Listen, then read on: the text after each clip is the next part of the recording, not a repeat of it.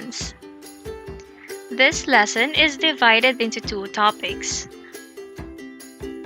The first topic is oral language, stance, and behavior. The following topic is different communication situations.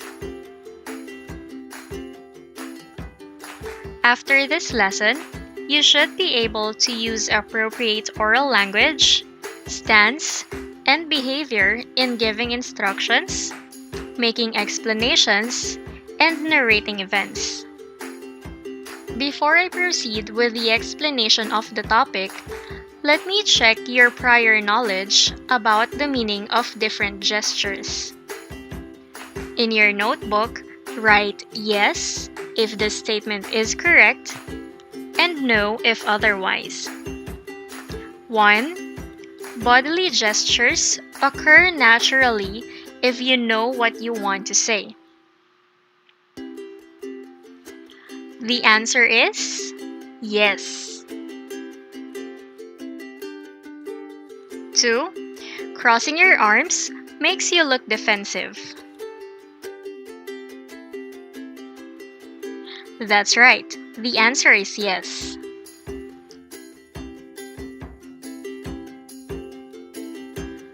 Number 3.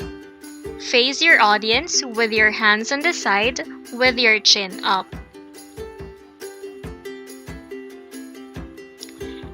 Correct answer is yes.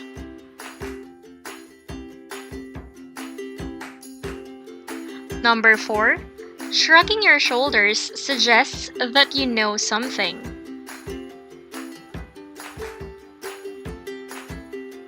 It is no.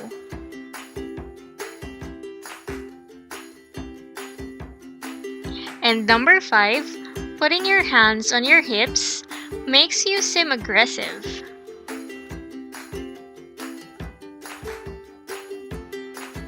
That's right. The answer is yes. Now watch carefully the simple communication between the two siblings.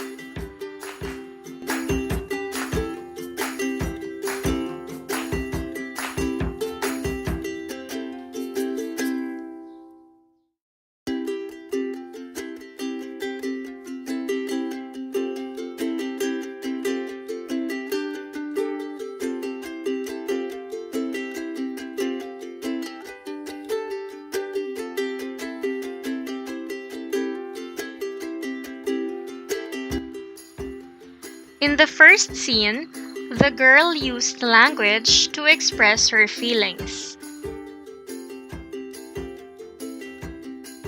Then, when a call was initiated by the brother, they both waved or used hand signals in greeting each other. Facial expression and gesture in greeting was used. Then, during the video call, they used language, voice, and bodily action to communicate. Language, stance, and behaviors are tools, symbol systems you use for communication.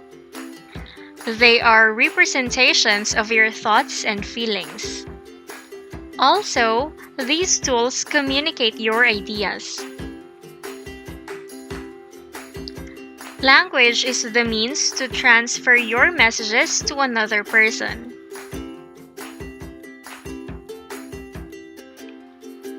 Here are the characteristics of effective oral language. First, effective oral language should be clear. Language must be grammatically correct in order to transfer exact meaning.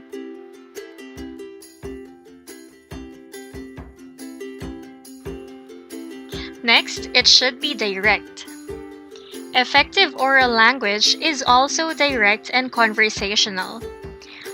Make large use of personal pronoun as in you are a model student, instead of just referring to model students. 3. Effective oral language is appropriate. Language must be suitable to the purpose of the speaker. It should meet the needs and expectations of your listener. And it should be vivid. To hold the attention and maintain interest of your listeners, use varied concrete, figurative, and original expressions.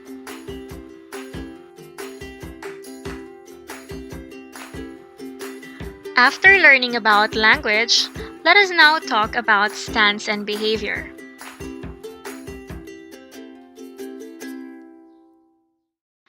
Have you observed that a person's body language is opposite to what he or she is saying?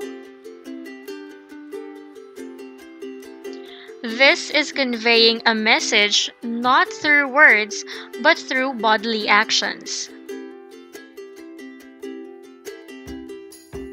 Let me share examples of postures and bodily gestures that influence how your listeners understand your message when you are speaking.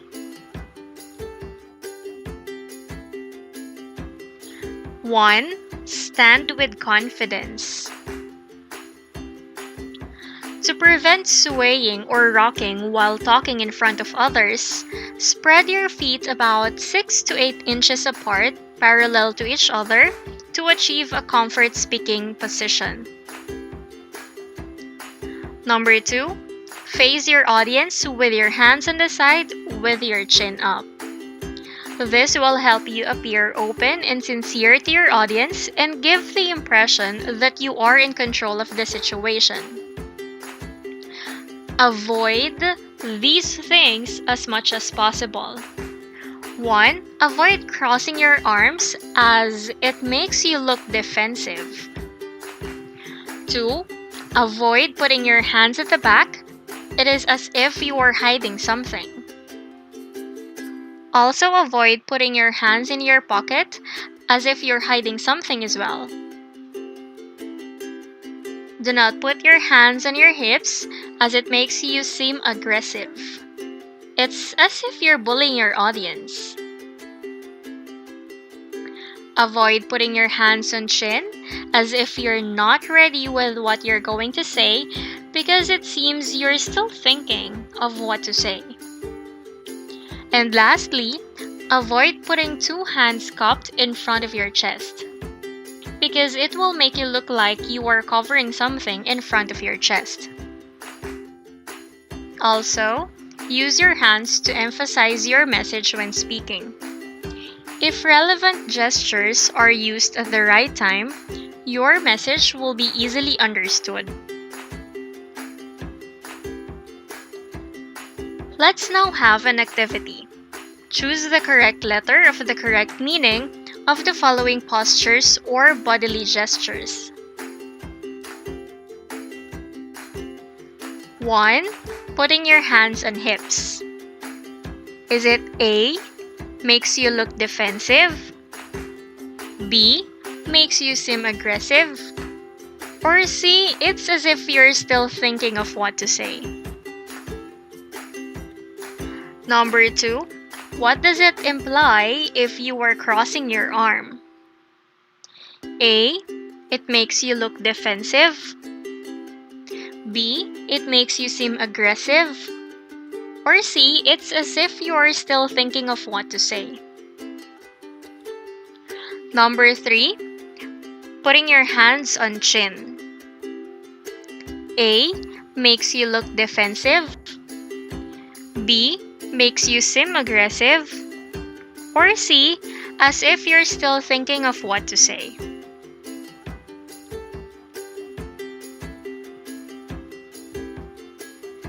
Now that you have learned the proper way of delivering a speech, this time, let's talk about when to properly use a particular kind of speech depending on the purpose. Giving instructions is used when explaining a process or influencing the feelings and attitudes of others.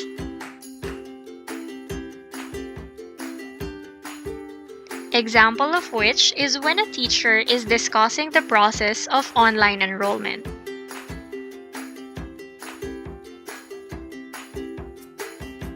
Making explanations is used whenever you communicate information, express needs, or get things done.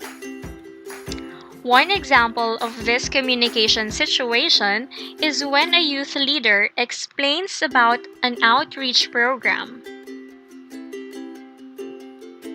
Lastly, narrating events is used when expressing personal feelings or creating stories. This kind of speech is used when a student narrates a worthwhile quarantine experience. Here is the table of communication situations for better understanding.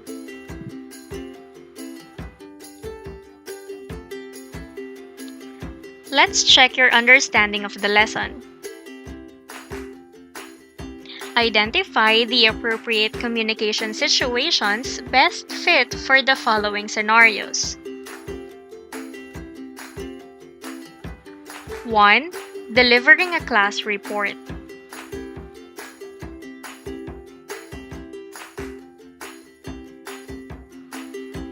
Number 2. Storytelling.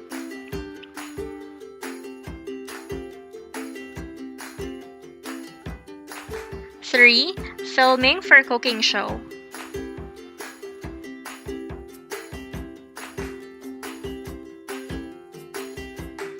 4. Vlogging how to properly wash your hands.